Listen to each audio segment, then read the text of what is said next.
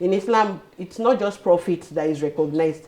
That's the difference between Islamic financing and other kind of the other forms. So it's profit and loss. So whatever formula has been agreed on in the agreement is going to guide both the profit and loss factor in the business. So that's one major area. If they seek legal counsel, of course, it's something that lawyers are open to including in the agreement is the dispute resolution mechanism, because most of the time these people are just overwhelmed and excited about the prospect of the doing business together. So if a legal person comes in, the person is an umpire, is a different person, is not a party, yes. So he's able to look at this thing like holistically and objectively to say, okay, no, issues like this may come up. Okay, your husband, your wife, okay, what if divorce comes in? What if polygamy comes in? So let's put in maybe an exit strategy. If one day, maybe due to divorce or whatever, you decide to go up, pull out of this business, what are the strategies? What are the exit strategies? Okay, so there are always clause or mechanism of how to go out of the contract if it's not working. Okay, and maybe either party want to go their separate ways. So when you have an agreement, then you're able to put in. So there's always a clause or a mechanism for pulling out of the business. So business relationship is not supposed to be closed. Islamically, nobody is to be bound beyond what they can handle. Yes. I'm curious though. Okay.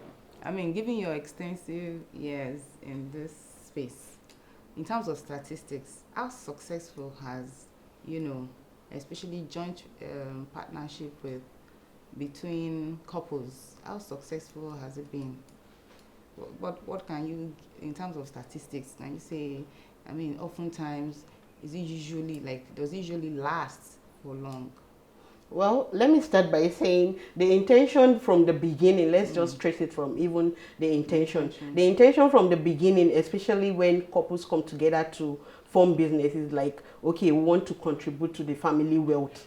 Okay, I know my husband, I know he's an expert in so, and I know I have these skills. If we put this together, it's going to strengthen our bond and also help us financially and improve the economy of the family. Like, let's create family wealth. And the intention is usually that it lasts and something that we can hand over to children to inherit. But it doesn't always work out like that. I don't know why. Maybe because from my experience, it doesn't work out. Sometimes you have, although this applies to businesses generally, it just starts, thrives for a few years and it fizzles out. And most times personally, I attribute it to the emotional part of the entire transaction. But most times when things happen between husband and wife, it affects everything children else. Business, everything goes. So most times people are not open to that option, especially in recent time.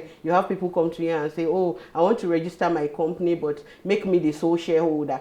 My husband is not supporting, or a man comes and is like, no, I intend to have more wives, make me the sole shareholder. Wow. Because I don't want my wife in it, and when I marry again and stuff like that. So over my own experience, my years in experience, I don't think it works, but I think it can work with the proper foundation and having solid contract and the fear of Allah too. I think. Yes, so I've been saying wow because of some of the things that you said, but we'll come back to it. I want us to put some things in perspective. We'd like to go on a short break. When we come back, the conversation continues. Don't go anywhere.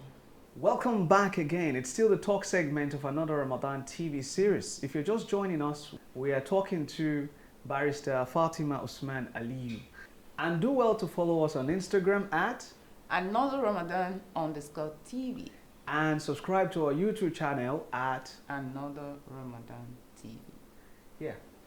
You were trying to put things into perspective before we went on break. Yes, perspective. Because earlier she was saying that people will come and say, I don't want my husband in the contract. I'm going to marry more than one wife. So yes, I don't want anybody, She wants clarity. No, not clarity per se. Okay, so I want you to sort of give us like an example of weirdest experience that you've encountered with regards to joint partnership between husband and wife? Okay. When it comes to joint partnership between couples, there's actually a lot of weird experience and things that happened. And this one is actually a funny story, something that happened in my early years. I was still pretty young in practice and all that. So this particular client came to me. He wanted to register a company, and at first we had spoken on phone before, but I guess maybe he was with his wife, because she kept chipping in one or two things about how they want the company to be, what it's about, and most time he'll be like, "Hey, my dear Shamashe, can we add block making into it?" Like, the wife kept making input, but when he came to my office and he was alone now, he was like, "Okay, limited liability company requires shareholding, it requires," and the first thing he asked was if he can be the sole shareholder, and that because he has a family somewhere, and he's going to bring them together, but this one he just wants it to be for him and all that. And you know, as a lawyer, I'm trained to handle such information in confidence and all that, but it was such a sharp and weird contract to the person I was speaking with on phone, and the picture of a perfect family I was getting, you know, that was kind of weird, and I think it's one of my weirdest experience. Like, okay, so when did all this now change, and now you want the company to be in your name only? And most times the wife calls and she's like, "Oh, how is it coming up?" And I'm like, "Fine." And since it's not for me to judge, we listen, we don't judge. Please say that again. We listen, we don't judge. Oh yeah. But the resources that was pooled for this venture came from both of them or one of them? The thing about company registration is that it's equity based. Most of the time the shares are equity based.